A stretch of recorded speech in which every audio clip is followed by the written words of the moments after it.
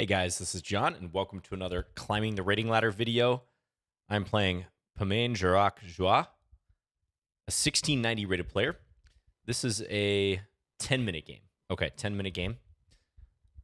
So I'll play knight f3, move 2, and I'm in the mood to play some Italian. There's been some requests for Italian games, so let's see if black plays the two knights or bishop c5, possibly some other move, but those are the two major moves here.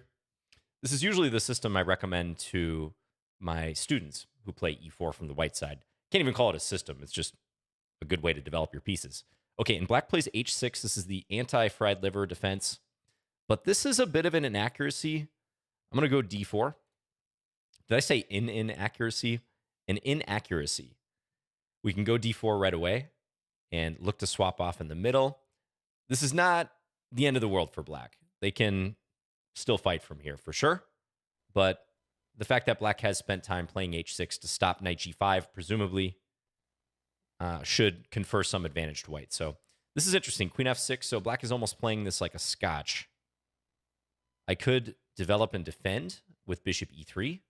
I'm drawn towards knight b5 as well, though. I like the look of this move attacking on c7. I wonder if after knight b5, queen d8, I even have the move queen d5, which presents some serious problems to black on f7. So I'm leaning towards that. Could also play bishop e3, but I feel like bishop e3 may let black off easy here. Bishop c5. Again, there's shades of the Scotch game. So let me pause for a moment and consider. Okay, so knight b5, there is bishop check. But I would say at the very least I can go knight c3, knight 1 to c3. So let's go ahead and do this. As that knight is double attacked, we need to make a decision whether to move it or defend. I don't think I faced this approach before. So I'm curious how this will go.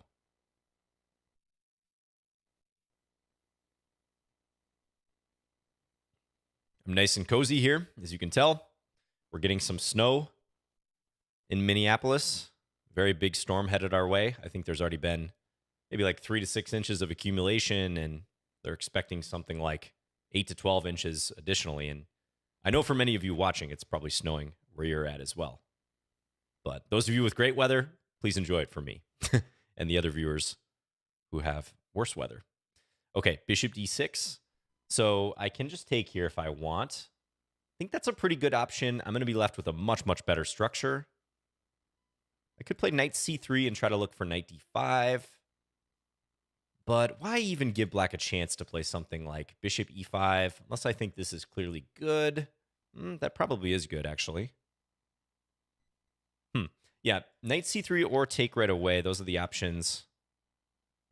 Initially, I was leaning towards knight c3, or sorry, take on d6, but now I'm leaning towards knight c3. Realistically, it may not matter much.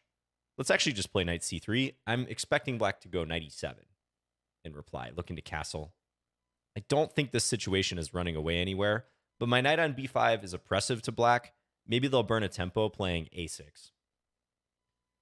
It's possible I can induce black to play that move, which I wouldn't mind. I can take, or again, play knight d5 first. Okay, knight e7 played. Might be time to capture here, although I could postpone it for one more move, perhaps. Castle. There's bishop f4 maybe at that stage. Yeah, I think I'm just going to take. I don't want to spend too much more time. Let's just inflict the structural damage. Take the bishop with check. Okay, and black takes with the queen, which I think is weaker than taking with the pawn, because now if I trade, knight b5 or bishop f4 are both looking really good. Don't think there's too many other moves to consider. Let's do this. So this one or this one. I guess on bishop f4, there is knight e5, which blocks the attack on d6, also hits my bishop on c4. So therefore, I'm looking at this one. I think that's a cleaner way to pick up the pawn. So another knight comes to b5. The reincarnated knight. Let's do it. Attack the pawn.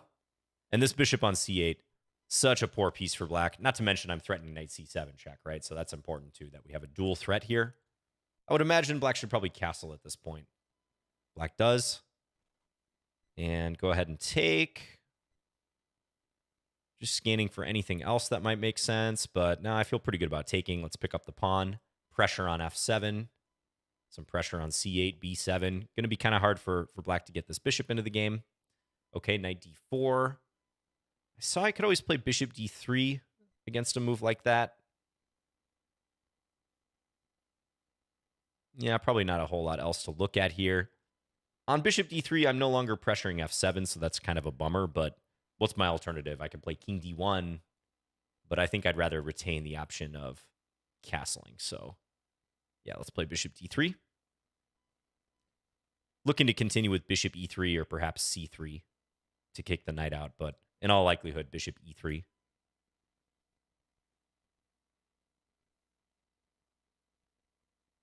This is a rated game. I will actually win 1 rating point if I win this game.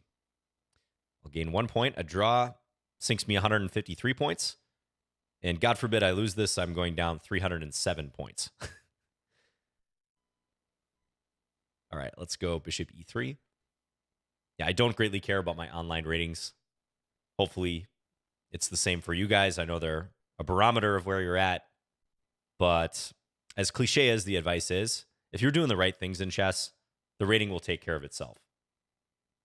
So you don't want to place too much emphasis on that. I don't want you guys suffering day to day about what your online chess rating is, an ultimately meaningless number.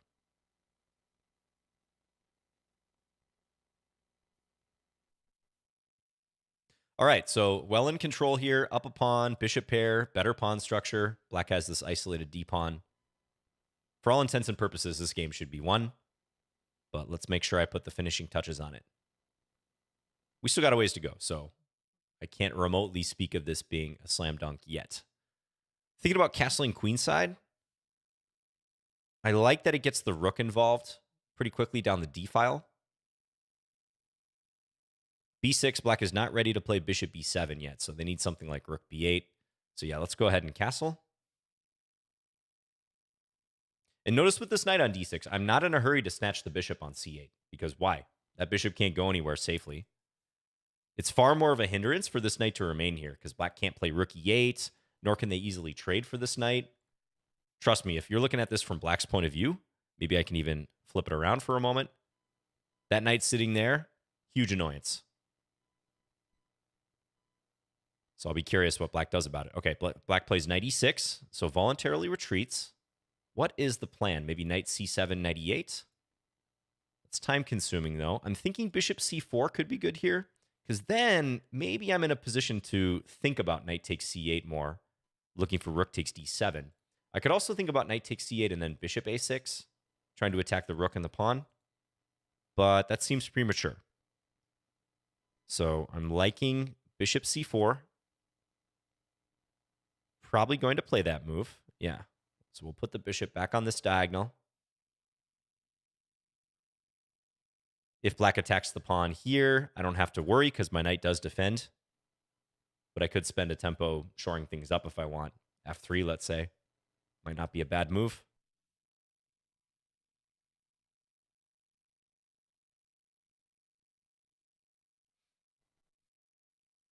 Okay, knight e5. Hits the bishop. I think bishop d5 is probably how I'm going to react. Hit that rook.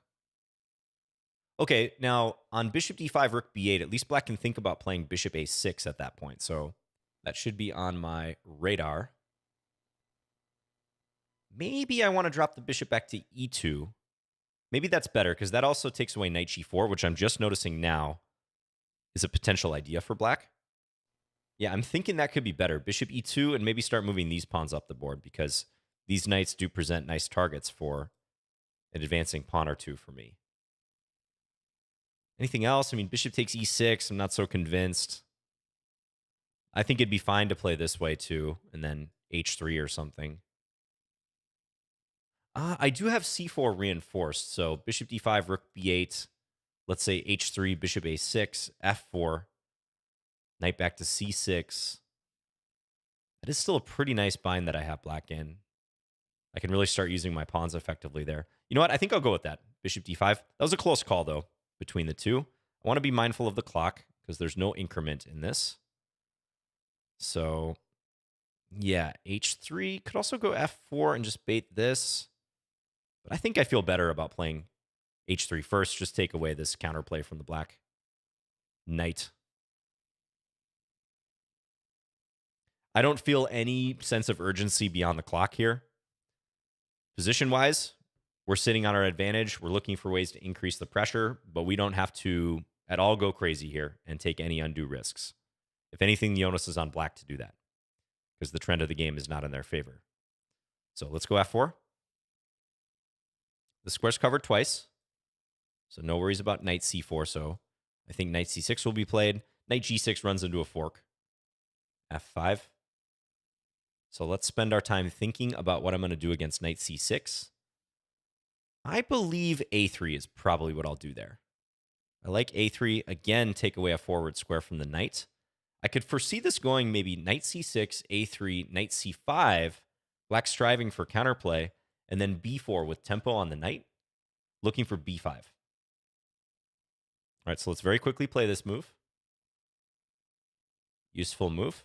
Notice I'm playing a number of moves associated with restricting black's play. I'm thinking about where they can hop with those knights, and I'm systematically taking away squares. Okay, knight back to e7. That attacks the bishop. So bishop a2, perhaps. Also bishop b3, but I like bishop a2 even better. Stays out of range of the knight. Yeah, and even though I'm ahead, I'm not going to relinquish this bishop for nothing, just for black's knight. Just because we're up material doesn't mean we automatically trade. We still have to take an accounting of what pieces are good for us and bad for our opponent. And I place a lot of value on these minor pieces, especially the knight, especially the light square bishop. I think black's minor pieces are scrambling for good squares.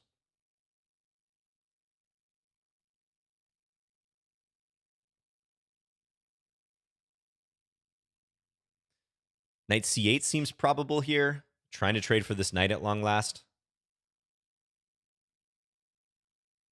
What else? Maybe knight c5. Again, knight c5, maybe I can play b4. Let's say knight c5, b4, knight a4, b5. There is knight c3 to look at there, but I think I can take the bishop, and if knight takes a2, king b2. So I feel pretty good about that line, with the bishop being driven back to c8. Not the only way of playing, though. There's other moves there for sure, too. Okay, knight comes back to c6. So shall I play b4 at this point? I think I will. This pawn's also undefended, so I'm still looking at opportunities associated with that, but b4 seems like a nice move to play here. Clear threat. If I can induce black to play b5, then this bishop is permanently sidelined. Yeah, let's do it. b4.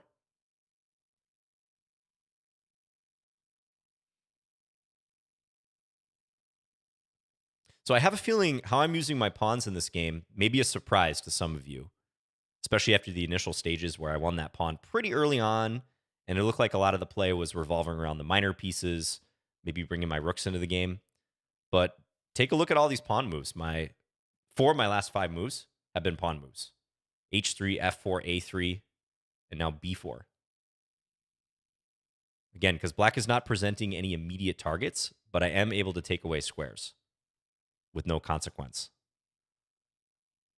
Every time you advance pawns, you are weakening squares in your own position, but I don't see how black can take advantage of those. And something's only a weakness if the opponent can take advantage. Okay, f5. f5, knight g5, h4. We're really chasing our opponent now. I do like that move. There's b5 as well, too. I should mention that. But b5, I think bishop b7 is going to be played. So I might hold off on that. Yeah, let's go f5 first. Ooh, knight e7, or knight f5 rather, also looks really good here. Hits e7 and knight and the d7 square. Ooh, do I switch it up and play that? Nah, let's go with f5. I think knight f5, knight g6. I don't want to have to calculate what happens if I take here and black takes on f4. That's almost certainly good for me. But f5 looks like an easy decision.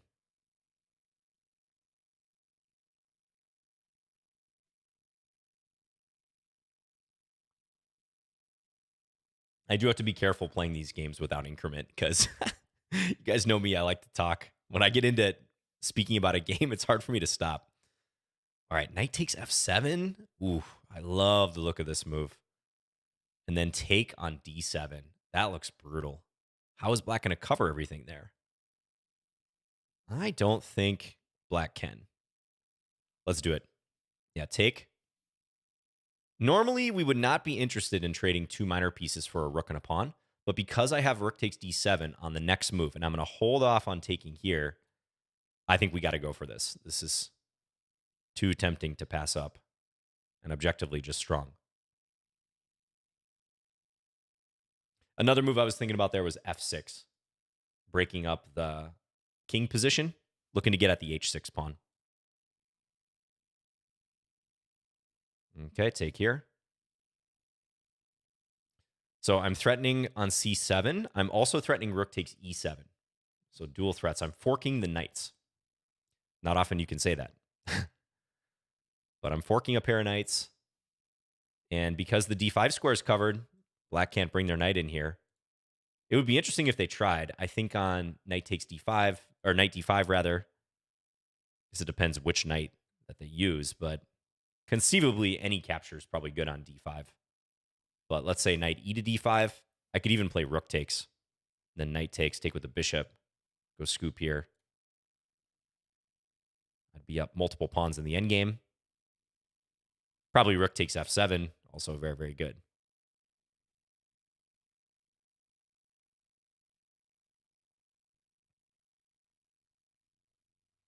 Objectively, that might be black's best bet because what alternatives does black have? I mean, king f8. Okay, they do play knight d5.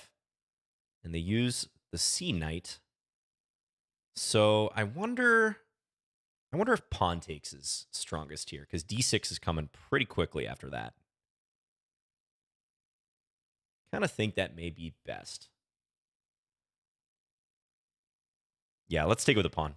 I like this option a lot because I think this bishop is going to have its say with d6 coming.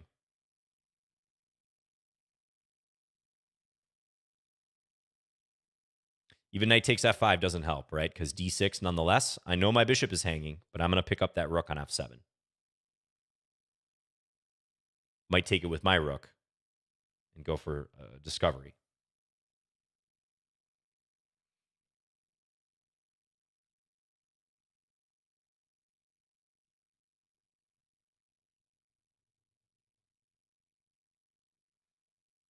All right, black getting low on the clock as well here. Don't see a good defense for black. King f8 also runs into this. Okay, they attack my rook. That shouldn't change much. I think rook takes a7. What could be the idea? I'm not really seeing it. I could also take here and then d6, but then rook f7. So, yeah, let's go ahead and take. Scoop another pawn.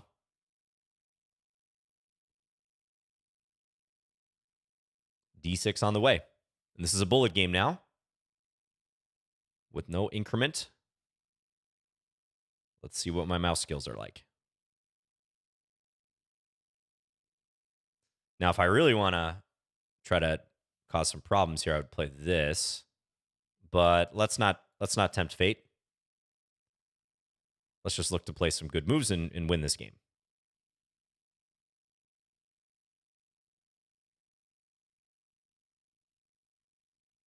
That's the type of thing you may win the calculation battle, but lose on the clock.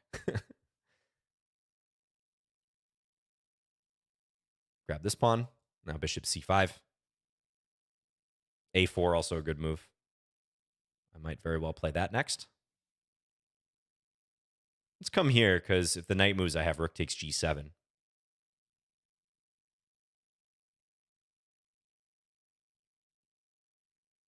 Okay. Well, creative defense. I can check.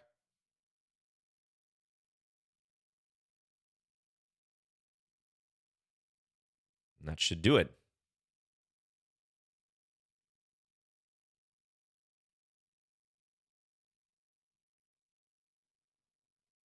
All right. Thanks to my opponent for the game. Yeah, thanks to all my opponents in this series and anyone I play online. So let's talk about a couple key moments. This is the anti-fried liver defense. Those of you who play Italian game, especially at the lower levels, you will face this a lot. H6, I see this in the games of my students all the time, people playing H6. And it's not because knight g5 is a threat immediately. It's because they've been burned by knight g5 in various scenarios when the bishop lands on c4. So they just want to rule it out indefinitely. I mean, some people might even think knight g5 is a threat, but remember, the queen is guarding that square. So if you're looking from the black perspective for a line to play here, and you have been burned by knight g5 and the pressure on f7, I'd recommend simply playing bishop c5, the Gioco piano, because that does cover this square, and then you can play knight f6 and castle, especially if white plays knight g5. After you played knight f6, you're going to be castling and defending f7. So all in all, h6, it's not going to lose the game for black, but it is a slight mistake. Slight to, at the higher levels, significant mistake. White should be clearly better after this move because it addresses a threat that's not yet a threat. So you want to play either bishop c5 or knight f6, which is the two knights defense. As far as my play, I feel pretty good. Maybe I could have cleaned something up around here. Like, I do wonder if bishop f4 is a slightly stronger move. Kind of annoying on knight d4 that I have to play bishop d3. But at no point in this game did I feel like black was remotely close to equality. So I think, aside from h6, probably this whole queen f6 and then bishop d6 approach is to blame. I'm not sure the position is repairable after knight b5. I mean, maybe queen e5, which defends here and attacks e4, but I would imagine queen e5 I can castle, and that looks precarious for black. a6, if f4, there is queen c5, I guess. Maybe this is a decent attempt at least. I'll check that with the engine. Black could play queen d8, but queen d8, I think queen d5 is already looking fatal for black on f7 and c7. So yeah, the games that I've seen where knight takes d4, this position is reached, black usually plays something like knight f6. There's another trap here. If bishop c5, white can play bishop takes f7 and then queen h5. Or possibly knight takes c6 first, although that allows queen f6. So bishop takes f7, I think, is most accurate there. But yeah, I don't have much to say about how black could improve after some of these early mistakes. h6, queen f6, the bishop coming to d6. Not a great formation for black. Just a tough position for black to try to work out of here and objectively losing. So let's click into the game review. And once again, thanks to everyone who suggested the Italian game, voting in that recent community poll about what openings you'd like to see me play. So 89.2% accuracy for me, 81.2% for my opponent. Let's turn off the auto feedback. Yeah, so this is the Italian game. I do like the immediate pressure that it generates on f7. I have many videos on my channel where I played the Italian game for white, so feel free to type that into the search for my channel if you want to see additional games.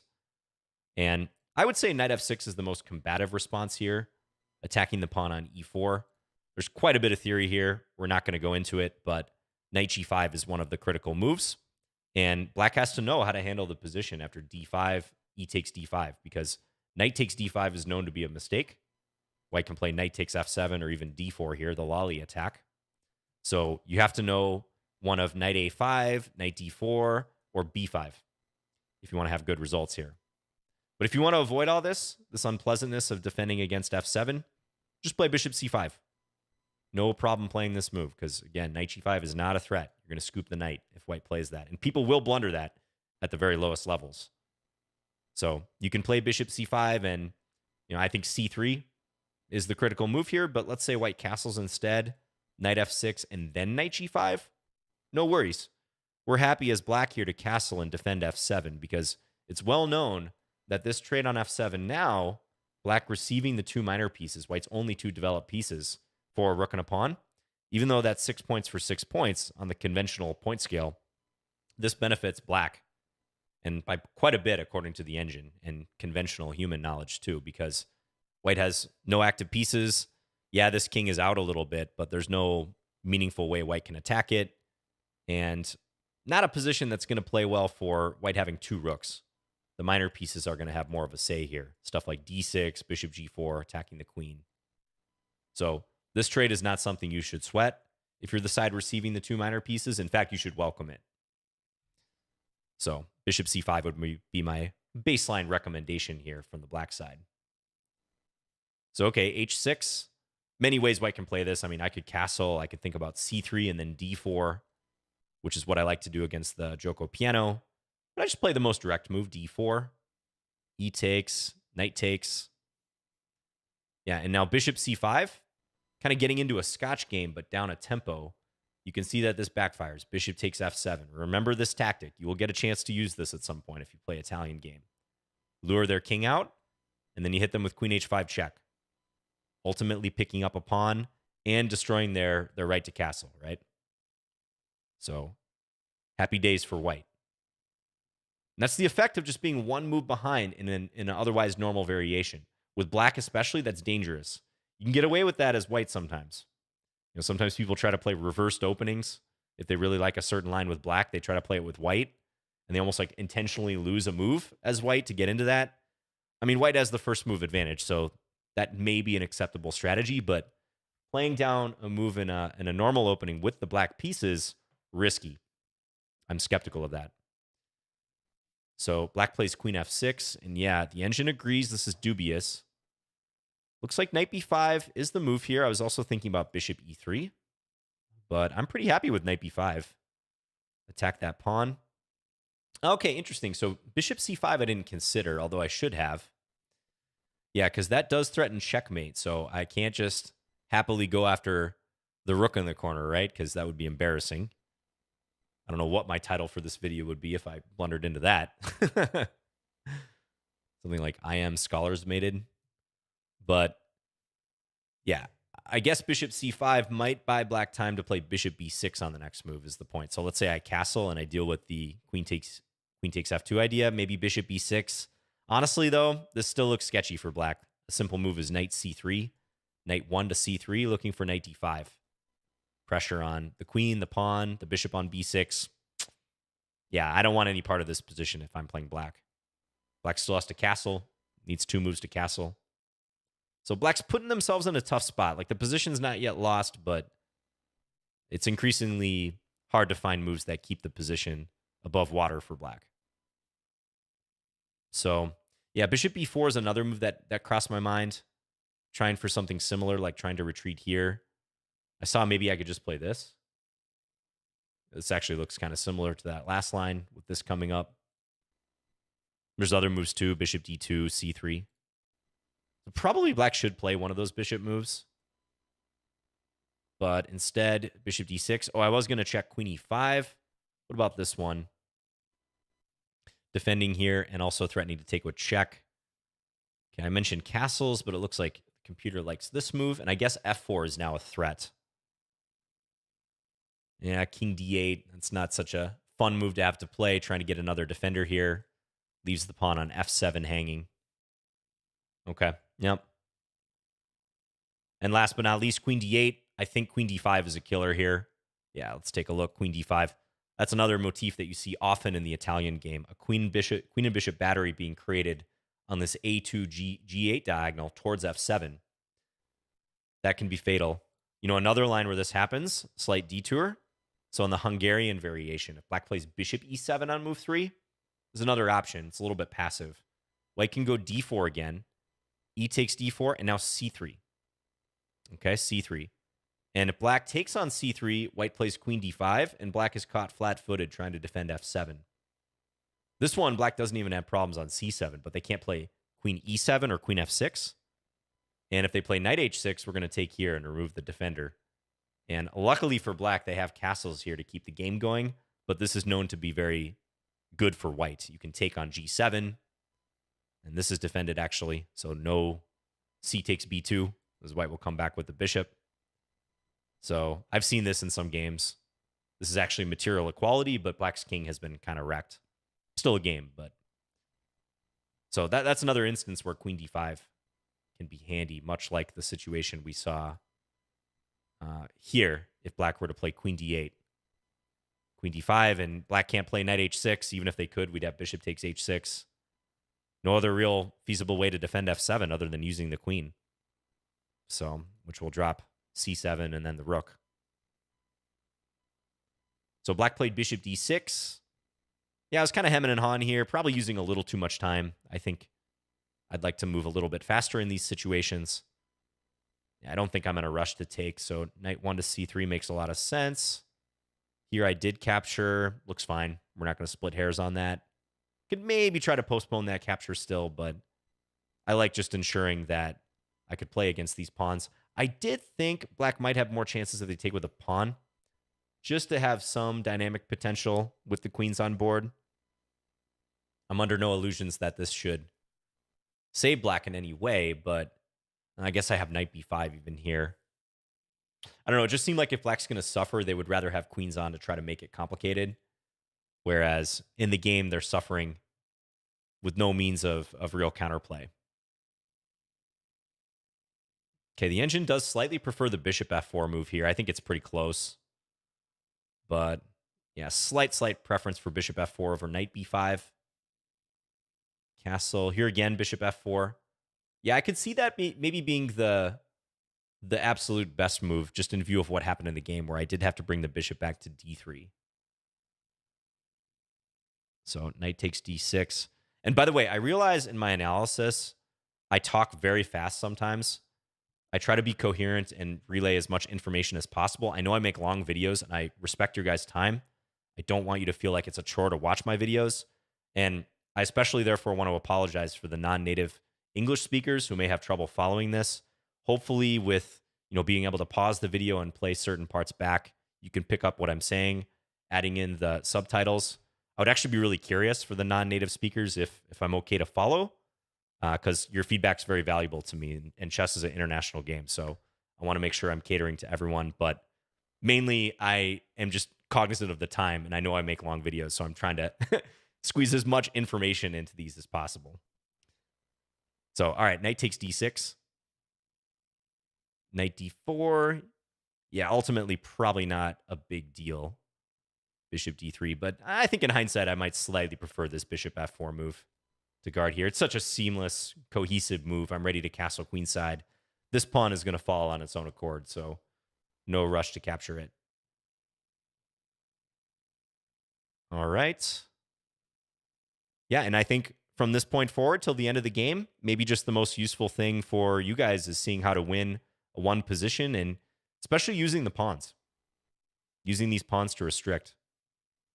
I feel like I explained my strategy pretty well here. But I'm trying to think of how, if I were playing black, how I would attempt to gain counterplay here. And I'm noticing moves like knight g4. I'm noticing bishop a6. Maybe knight c7, knight e8, trying to dislodge this knight. So my move selection is geared towards that. So top move here is f3, which I think is kind of similar to what I played, which is h3. So to me, that's some validation of even the engine respecting that. The other move it likes, one of the top three here, is b4, taking away c5, maybe as a prelude to bishop a6, because b5 would trap the bishop, force it back to c8 in that case. So, yeah, don't feel like you have to rush to convert these positions on the board. You will win the game by making incremental progress. Like, stay alert. Look for tactical opportunities. Look for ways to cash in and create problems, even attack. But be mindful of the opponent's counterplay above all else, because they're cornered, they're desperate, they're trying to get in the game, and you don't want to just even psychologically have to think about defense when you could have played a little preparatory move, a little restriction move, and shut down their play. Because broadly, if you've already gained material and you have a better strategic position, the tactics will fall into place, right? That's been known for quite a long time in chess, that tactics flow from a superior position. You can write in the comments if you know who said that. So I look at these positions as the tactics will come up when I'm ready to convert the position, and when I've done enough due diligence in the position for that to be so, for the conversion phase to come. We're not quite there yet, so I'm still taking away counterplay from black. Yep, bishop a6. Went ahead and played f4, kicked the knight. Knight c6. Okay, so the engine's calling for f5 right now. Wants me to go f5, f6. a3 is up there, though. A little more of a modest move, but the engine says, yeah, go ahead and do this and then break up this king side right away. That is pretty attractive because if this happens, I'm taking on h6, attacking f8, f7. Things start to collapse, but I liked a3. It seemed like in the spirit of what I'm trying to do here. And again, if knight c5, my idea was b4. Attack the knight and try to get b5 in. Although knight b7 is nice. I didn't see knight b7 in the game. That does challenge the knight here. Yeah, okay. Knight f5. Black has fianchettoed their knight with a bishop on a6. Kind of a weird construction. Okay. Yeah, so even that is not immediately winning. Interesting option for black. But black played knight e7 instead. I pulled the bishop back to a2. I just liked keeping that piece. Yeah, it seems like a good move. Maybe this was time for black to play knight c8 and attempt to deal with this knight on d6 once and for all. But the knight came back to c6. Yep, b4, threatened the fork. I thought black might play b5 at this point. But that does open this bishop. I probably would have continued with f5. Somewhat like the game. So black again played knight e7. And if b5, black's going to go back to c8 or b7 maybe. I felt like playing f5 here. Lots of momentum. If knight g5, I was planning h4. Looks like there's many good moves here, but h4 seems pretty nice. Banish the knight to h7. I can imagine even e5 is good now, preventing the knight from coming out. I think white's doing a good job of pushing these knights around. But knight c7, and I couldn't resist knight takes f7. Probably many good moves, though. f6 also. Time was starting to become a serious factor here, so... Anyway, black can sabotage this. I didn't see one in the game. Yeah, interestingly, these knight moves are some of the top moves at black's disposal, but basically there's too many things hanging. I'm threatening both these captures, and the rook is there for the taking whenever I want to, for a bishop, admittedly, but mainly the fork on these two knights is the issue. And even if king f8, I can take here, and this issue persists for black. They can move this, but collecting further pawns. I'm up, 3 pawns in this position? So it should be a pretty smooth cleanup. Yeah, knight ed5. Had they played this, I think I would have taken here.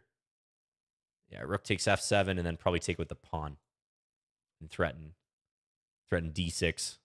Bishop f4 also coming. Too much momentum for white. So knight c to d5. We take with the pawn. Black attack my rook. I take there. Yeah, both of us getting very low on the clock at this point. I felt like bishop f4 was a good move here. Just dragging out that pin a little bit further, but I didn't want to have to spend an extra 5 seconds to verify it. I briefly looked at it. Black could throw something in the way, but black is pinned all over the shop here, so that's probably the most clinical move in this position. But this felt easily winning as well.